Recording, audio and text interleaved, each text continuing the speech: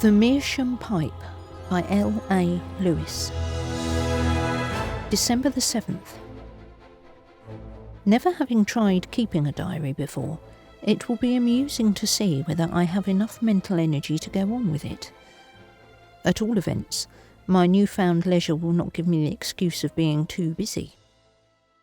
The only question about it is, shall I find anything worth recording in this quiet country existence? Well, it pleases me to begin with such a trifle as my own enjoyment in this property I've bought. And after all, I am writing for myself and not for others. My ability to retire and settle down at the age of 40 is a cause of gratitude to the gods of chance, who gave me such rapid commercial success in the slump years when so many others were feeling the pinch. I just happened to strike the right propositions all the time, and now I can play the squire in my new domain and look forward to the idyllic life which next summer will bring, fishing and pottering about these beautiful unspoilt backwaters. Not that I despise the country and its pursuits in winter, being country bred, particularly in this fine old house. I shall find all the entertainment I need for the long evenings, sorting through the books and all the lumber with which it is stocked, and by next winter I hope to have made friends who'll come round for billiards or cards. Perhaps I may marry again, for Hay should possess a hostess. But I fear I could never bring to another union the zeal of my first romantic attachment, so quickly ended in one of the London air raids. I feel myself lucky to have got Hay at such a bargain price, and suppose it would have cost me a good few thousands more, but for the bad name it derives from its former occupant.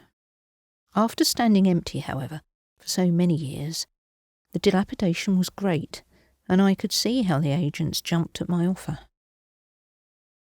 It's rather strange how a house can continue to bear an ill repute from the misdemeanours of a tenant, even years after his or her death, though no doubt this place holds very gruesome associations for many of the local residents.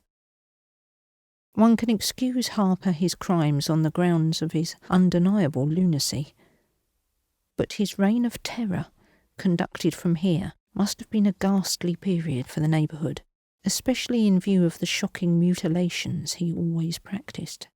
Still, he died long ago in Broadmoor, and it's thought that the ground was cleared of all of his victims. I've had the exterior entirely refaced, and I think Hay may now claim to be purged of his influence. Well, I seem to be rambling on. A good start for a diary, anyway, if I can keep it up. Now I will close for today and spend the rest of the evening looking over my new possessions. December 8th. A bright day for the time of year, crisp and frosty.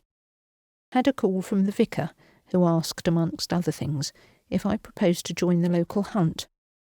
I had told him I was no horseman, but hoped to do a bit of shooting when more completely settled.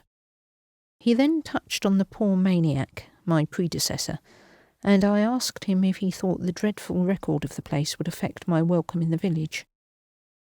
He replied that he was sure the people in the other big houses would soon forget Harper when they realised the hospitality of the new owner, and saw how the whole estate had been cleansed of its former unkempt appearance. The villagers, though, would take longer to accept me to their confidence, and I must not be surprised if tradesmen refused to deliver goods after dark, as the grounds of Hay were popularly supposed to be haunted. He made his exit after inviting me to dinner next week, when he promised I should meet some of my new neighbours at the vicarage. I shall welcome the change from solitude, although my evenings here will not be dull while I have so many of Harper's belongings to look through. He appears to have had no next of kin, which accounts for all the furniture being sold with the house. Before his dementia overtook him, he must have been a man of some refinement. His library is a book lover's paradise, and his personal knickknacks and ornaments mostly of quite intrinsic value. While rummaging in the drawers of the study desk last night, I found a remarkably fine Meerschaum pipe, which he must have smoked for many years to judge by the degree of coloration of the bowl. It has an amber mouthpiece set in gold, and is, in fact, quite an ornament. I intend to clean it up and give it a place of honour on the mantel-shelf. My man can polish it when he starts on the china. As an ex-army batman, polishing is a hobby with him. Incidentally, I must consider engaging a staff of servants now that I am about to meet new people. Jobson can manage quite well in a flat, as he has done for so long during my city career, but we shall need more than occasional daily help if we are to entertain as I hoped to be entertained. Now that's all for today. I shall consult the local registry, if any, in the morning. December 9th. An irritating setback today. Called on Miss Sims, the postmistress, who acts as domestic registrar, and she promised to send round some applicants for my household jobs. Left her, thinking the matter as good as settled, and stayed at home till lunchtime, but nobody called. Now she's rung up to say she can find no one suitable at the moment. On reflection, I thought her a bit evasive during the interview, and am inclined to suspect the cause is all this superstitious rubbish the vicar mentioned. I suppose I shall have to get servants from elsewhere, but it's very ridiculous. My alterations have given the place quite a modern appearance, and there's nothing sinister about the grounds at night. Evidently the local proletariat keep dwelling on the secret burials that used to take place, and imagination has done the rest. Spent the earlier part of the evening thinking things over and planning the future. I must seriously consider taking another wife. She might solve the servant problem more readily, and a hostess is really essential for entertaining married guests. But I don't fancy the notion a bit. Mary's memory is still too fresh even after all these years. Perhaps a lady housekeeper instead. Jobson has made a splendid job of the Meerschaum, which looks, as I said before, definitely ornamental. I have a great fancy for this class of pipe myself, though I have never achieved such superb colour in any of my own. I am in fact tempted to sterilise the stem of this one and see how it tastes. It should prove a ripe smoke. It's never occurred to me before to smoke another man's pipe, much less that of a homicidal maniac, but I think washing the mouthpiece with Lysol and scouring the bowl stem with a hot wire should destroy any possible germs. December 10th. I carried out my intention before retiring last night, and so enjoyed my smoke that I felt disinclined for writing up any more of this diary. With a load of my favourite tobacco and a good fire in the study, the time passed like lightning. Really speaking, I think I must have dozed, though the Meerschaum was still burning well when I saw by the clock that it was well past my usual bedtime. Today I feel rather unrested, though I was sleeping soundly when Jobson called me. Most likely I've spent too much time indoors lately, browsing amongst the relics of Harper's tenancy. When I'm getting daily fresh air and exercise I never dream, but I am under the impression that my sleep was disturbed last night, though I cannot recall any details. I shall take a walk around the grounds now and blow the cobwebs away before lunch. Later. My morning walk very beneficial and brightened by parading my new acquisition. Saw the vicar and Dr. Corbett, the local GP, passing my drive gates, and they complimented me on the colour of it. As they made no reference to Harper, I took it they did not recognise it as his, and I chose not to enlighten them. My ramble took me to a strip of waste ground enclosed by a shrubbery, and a walk where I am told 2 of Harper's victims were buried. Their trunks, at least.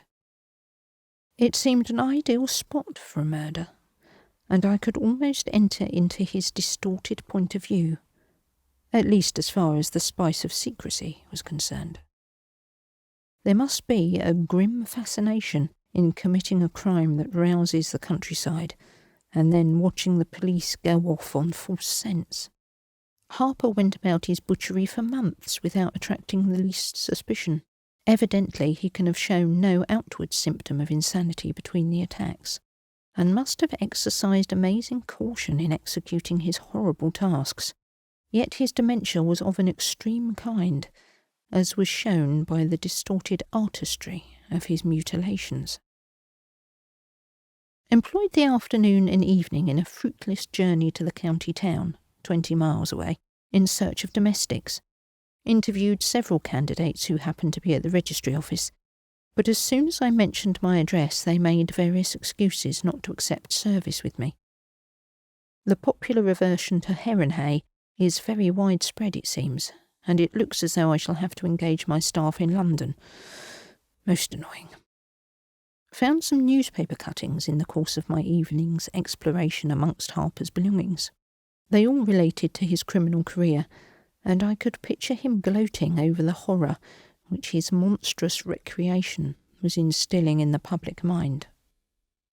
Having been abroad at the time, I was not well up in the history of this butcher, and so took the trouble to read the cuttings through. Apparently he was actuated by no personal motives, but from a general lust to kill, and his victims were invariably women. The most revolting feature of the murders was his habit of severing the head and limbs with a sharp hatchet, and leaving them on the scene for identification, while carrying away the trunk for addition to a sort of museum, which is supposed to have been kept in some room of the house. The subsequent interring seems only to have been effected when decomposition rendered it necessary, as the police deduced from the remains. December 11th. Another disturbed night, judging by this morning's lassitude, though again I have no clear recollection of my dreams, beyond the feeling that they were of a distressing and even frightening nature. Also, I'm convinced that I did, for me, quite an unprecedented thing. I noticed earth stains on my feet when getting into my bath, and Jobson found more of them on the bed linen, from which it is clear that I must have walked in my sleep. I have always regarded this as a sign of mental unbalance, so told Jobson I had gone down to the garden, fancying I heard an intruder.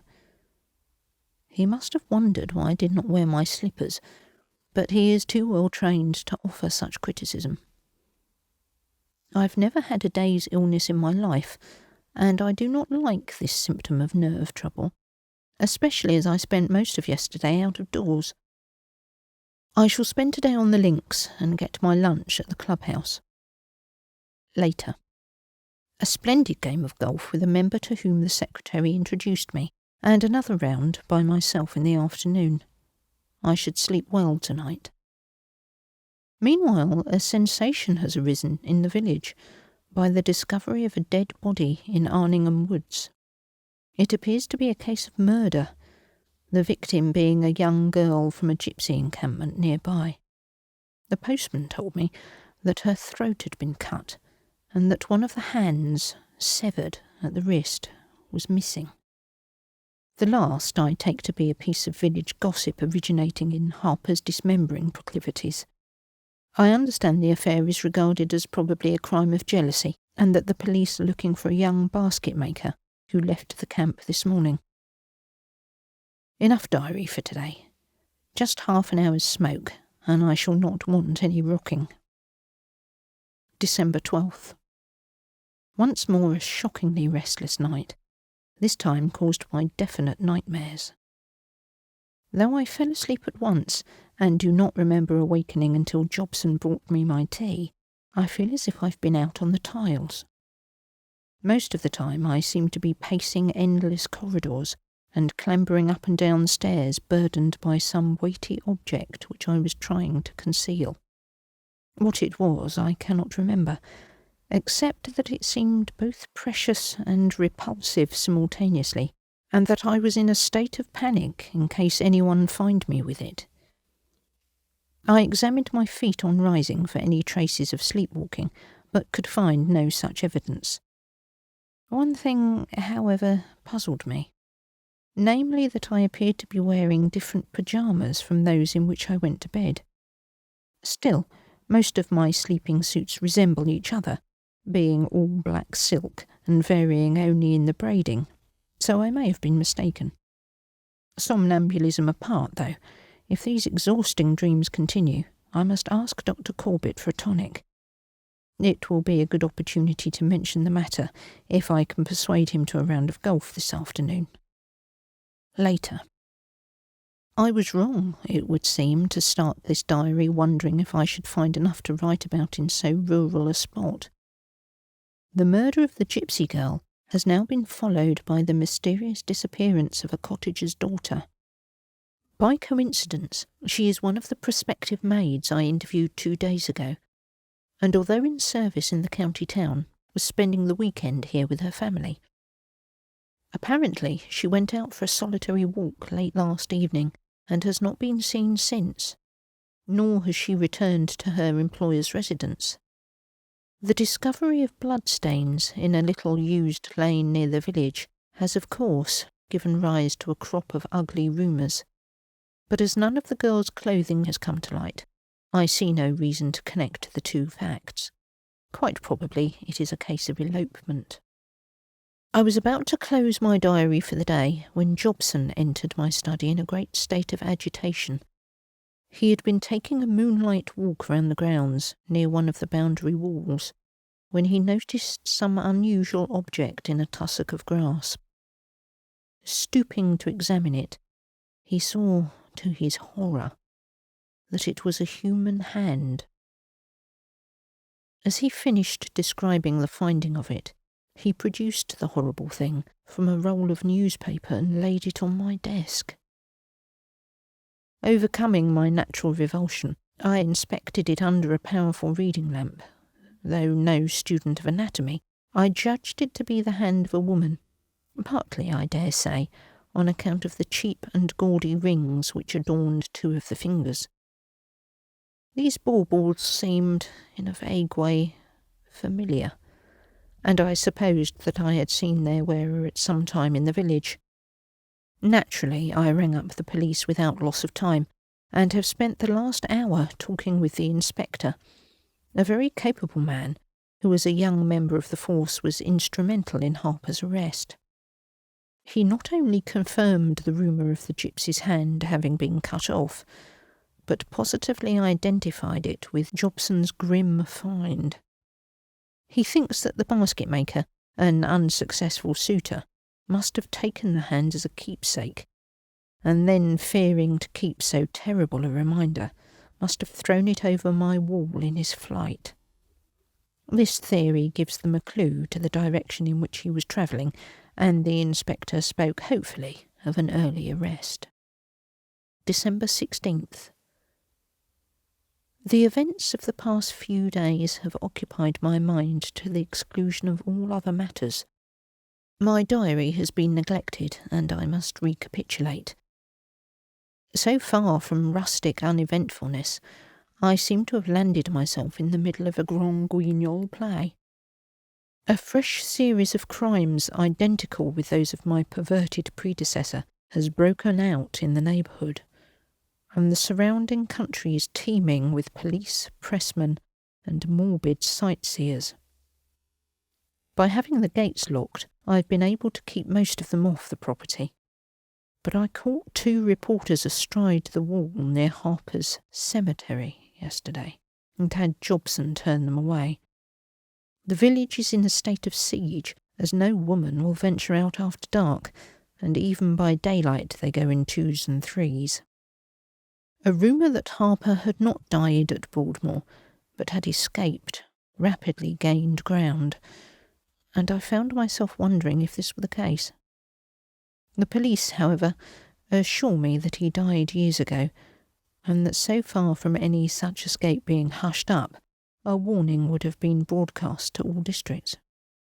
Hard upon the heels of Jobson's discovery of the hand came news of a second mutilation during the ensuing night. The head, arms and legs of Dr. Corbett's cook were found lying on a tombstone in the churchyard. The torso was missing. The night after, another woman's head and limbs were left neatly piled by the roadside not far from the assembly rooms. They must have been placed there in the early morning hours, as a local dance held there was not over till well after midnight. It's very disturbing to have this dangerous lunatic on one's doorstep, apart from the noisy crowd of sightseers who come to pry around and even picnic on the sites of his crimes. To add to all this discord, and perhaps resulting from it, my own health is causing me serious anxiety.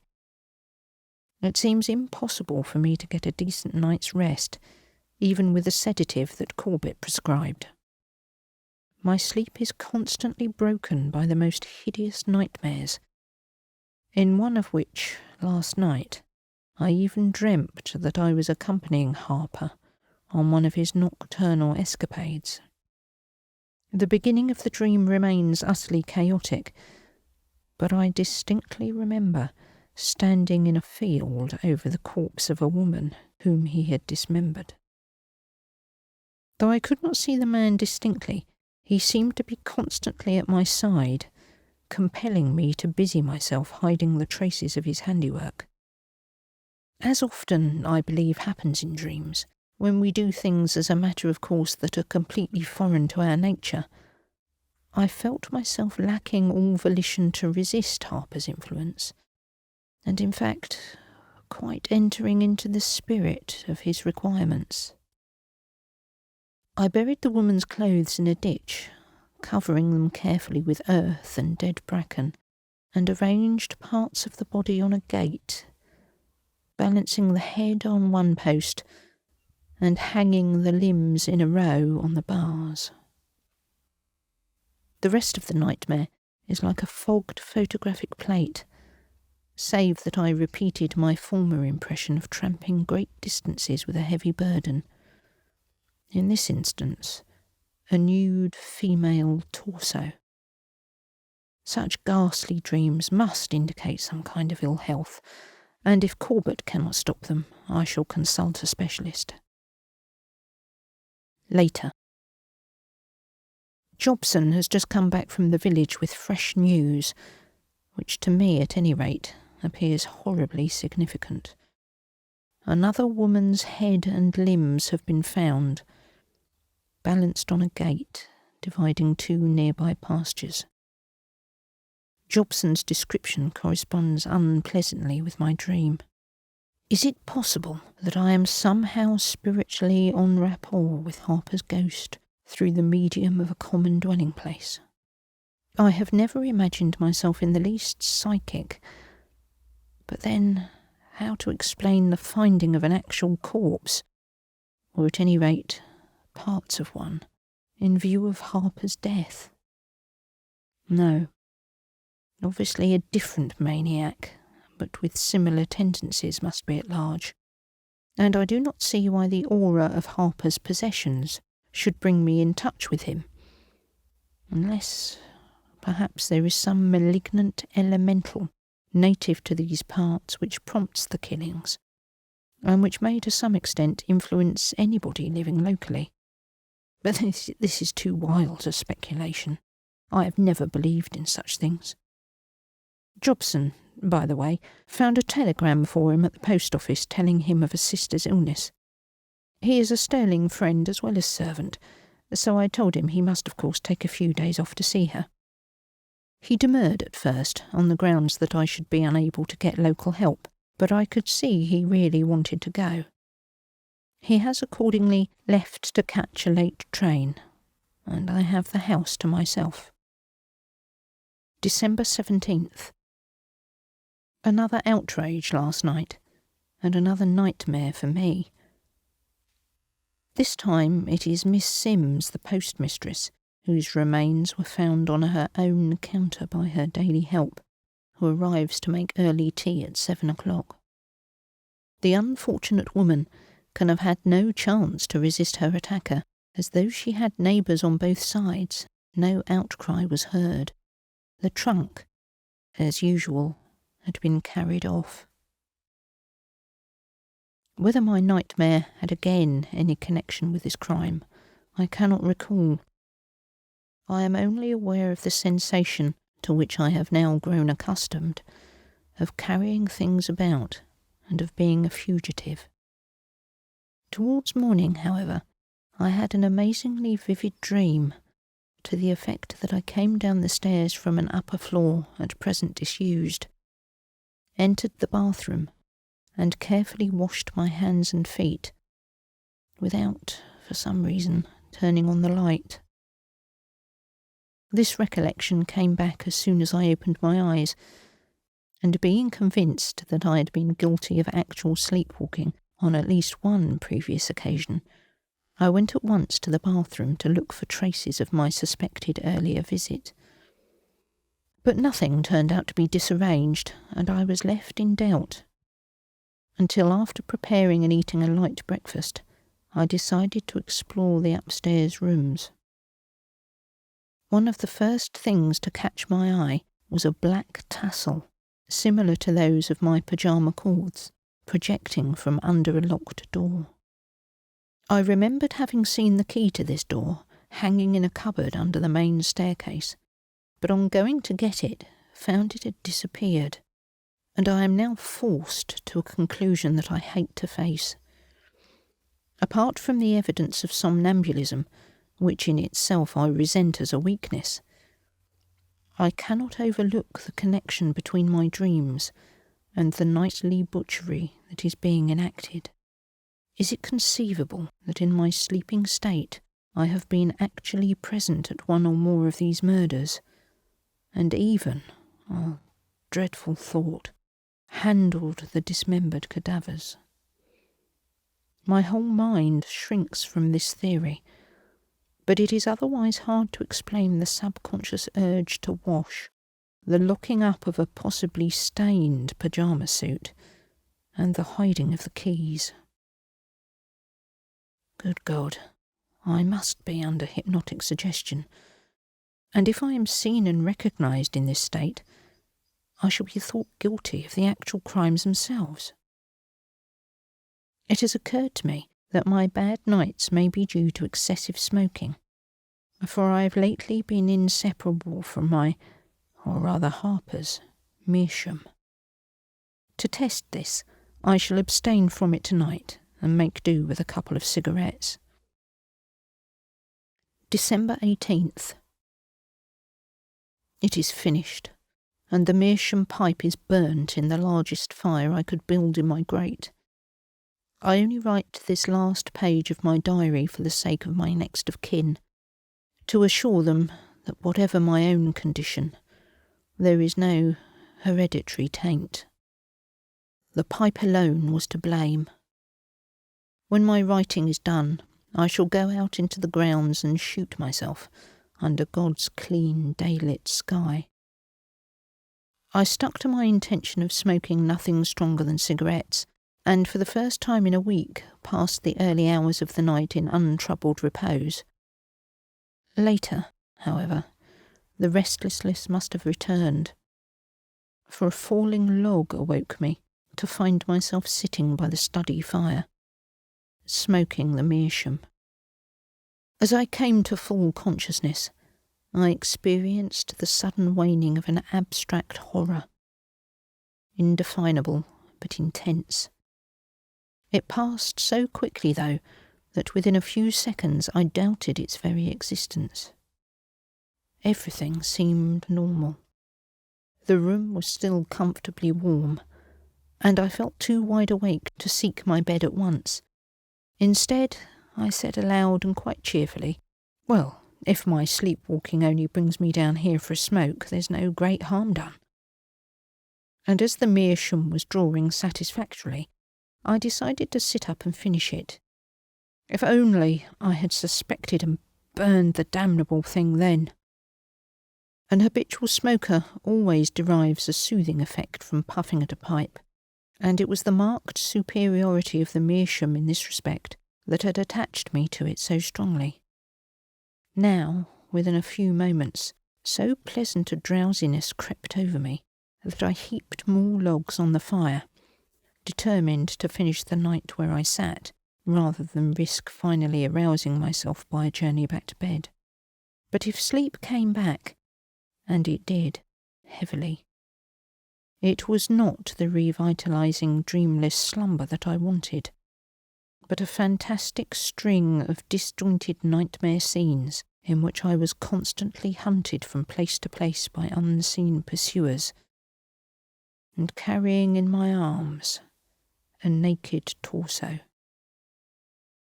At length, these visions gave way to a sort of silent, oppressive darkness, and that, in turn, to pictures of my own earlier life, so that I shook off the menace of the former, and looked happily at sane and wholesome things. I forgot that Mary had been long dead, and thought that she lay beside me in our old room at Hampstead. She was asleep, to judge by her quietness, and I had just awakened, but she lay very still in my arms. I bent my head forward and tried to touch her face with my lips, but it eluded me, and with an effort I opened my eyes. I was back in my own bed at Heronhay, and of course there was no face on the pillow beside me. Yet I did indeed hold something in my arms, down under the bedclothes, something that felt like the body of a woman, but was very cold and still. I slid my feet out of the bed sideways, without turning back the sheet. The missing bunch of keys lay on my bedside cupboard, but I shall not belatedly explore that upper room. I know too well what it contains.